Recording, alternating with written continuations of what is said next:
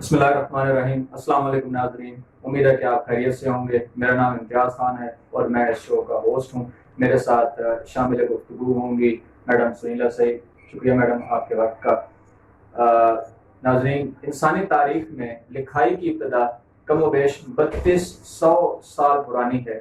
3200 سال سے انسان لکھ رہا ہے اور اپنی لکھائی کو بہتر کر رہا ہے، بیکاز انسان کی یہ جبلت ہے کہ وہ ہمیشہ بہتری کی طرف جاتا ہے۔ تو آج اسی لکھنے لکھائی اور اس کو کیسے خوبصورت بنایا جائے، اس کو کیسے بہتر بنایا جائے، ہم اسی موضوع پر بات کریں گے کہ میڈم خوش خط لکھنا کیوں ضروری ہے اور اس کی اہمیت آپ کی نظر میں کیا ہے؟ بہت بہت شکریہ۔ لکھنے کے حوالے سے میں آپ کو بتاتی ہوں کہ ہم جس نظام میں تعلیم کا حصہ ہیں اس میں 9th 10th میں جا کے بچوں نے بورڈ کے امتحانات دینے تھے۔ ان امتحانات میں ہم بچے کے پچھلے 10-12 سال کو ایویلویٹ کرتے ہیں۔ بچے نے وہ پیپر ریٹن دینا ہوتا ہے اور اس میں اورل بہت تھوڑا حصہ ہے وائوا کی صورت میں۔ تو لکھائی کا اچھا ہونا اس لیے ضروری ہے کہ آپ کا اسٹوڈنٹ کیا کر کے آیا ہے ہمیں وہ لکھائی سے پتہ چلتا ہے۔ اس میں کوئی شک نہیں کہ لکھائی کے کوئی نمبر نہیں ہوتے، لیکن خوبصورت لکھا ہوا ہمیشہ ایگزامینر کو اٹریکٹ کرتا ہے۔ ایک تو یہ کہ آپ کے امتحانات کی ضرورت ہے، دوسرا جب آپ نے خوبصورت لکھا ہوتا ہے، کھلا لکھا ہوتا ہے، وہ واضح ہوتا ہے، اس کو سمجھنا ریڈر کے لیے آسان ہوتا ہے، ایگزامینر کے لیے آسان ہوتا ہے۔ تیسرا یہ آپ کی مسلسل محنت کو بھی شو کرتا ہے۔ تو میری نظر میں خوبصورت لکھنا بہت ضروری ہے اور ایک طالب علم کے لیے اس لیے ضروری ہے کہ وہ صبح سے لے کے شام تک پچھلے کئی سالوں سے یہی کام کر رہا ہے تو اس کو اس پہ محنت کرنی چاہیے۔ جی بالکل۔ تو پھر اس سے بھی بڑا سوال یہ پیدا ہوتا ہے کہ اگر یہ ضروری ہے تو پھر خوش خط لکھا کیسے جائے؟ ہاں، خوش خط لکھنے کے صرف چند اصول ہیں، ان کو اگر آپ فالو کر لیں تو بہت اچھا لکھ سکتے ہیں۔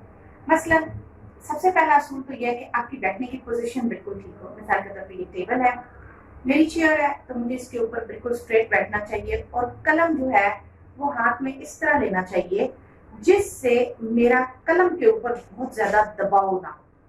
ایک نمبر 2، جو آپ قلم لیں اس کو بہت ہیوی نہ خریدیں، اس کو ہلکا لیں اور ہمیشہ اس کی کیپ کو اتار دیں۔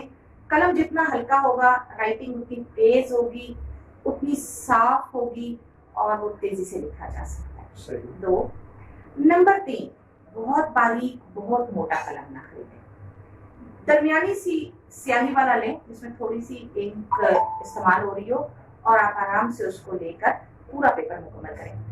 پھر کاپی یا نوٹ بک یا پیپر کے اوپر قلم کا دباؤ ایک خاص حد تک ہونا چاہیے۔ اگر یہ خاص حد سے زیادہ ہوگا آپ جلدی تھک جائیں گے اور آپ 3 گھنٹے مسلسل نہیں لکھ سکتے۔ پھر پوائنٹ یہ ہے کہ ہمیشہ لکھتے وقت سیدھا فونٹ کا انتخاب کریں۔ عموماً لوگ ٹیڑھا لکھتے ہیں، ایک رخ پہ یا دوسرے رخ پہ، ان دونوں سے رائٹنگ سپیڈ آہستہ بھی ہو جاتی ہے اور پڑھنے میں کبھی کبھی پرابلمس بھی آ سکتے ہیں۔ تو میں ریکمینڈ کروں گی کہ آپ بالکل درست اور سیدھا لکھیں اور جب لائن مکمل ہو جائے آپ اس کو وہاں مکمل کرنے کے بعد اگلا جملہ وہیں سے شروع کریں اور ایک لفظ آپ لکھتے ہیں، مثال کے طور پہ آپ چیئر لکھتے ہیں، ٹھیک ہے، اس کے بعد 1 فنگر ڈسٹینس جسے ہم کہتے ہیں، یعنی 1 انگلی کا فاصلہ، اور 1 انگلی کے فاصلے کے بعد دوسرا لفظ لکھیں، مثلا بیڈ، پھر 1 انگلی کا فاصلہ، پھر آپ لکھیں کیٹ، ٹھیک ہے۔ یہ تمام الفاظ آپس میں ایک مناسب فاصلے پر لکھنے چاہیے تاکہ وہ اچھے لگیں اور ایک جیسے نظر آئیں۔ مسلسل 6 ہفتے پریکٹس کرنے سے آپ کی رائٹنگ میں 10% 12% فرق پڑ جاتا ہے اور پھر اسی رائٹنگ کے پیٹرن کو اگر آپ تقریباً 3 مہینے کنٹینیوسلی کام کرتے رہیں اسی رائٹنگ میں تو آپ کی رائٹنگ تبدیل ہو جاتی ہے اور آپ اچھا خوش خط اور مناسب لکھ سکتے ہیں۔ مطلب خوش خط لکھنے کے لیے آپ کو کچھ بیسک پرنسپلس کو فالو کرنا پڑتا ہے، جس میں پین کا وزن ہے، پین پر دباؤ ہے اور لکھائی کے درمیان جو فاصلہ ہے، ان چیزوں کو آپ اپنا سکتے ہیں اور اپنی رائٹنگ کو بہتر کر سکتے ہیں.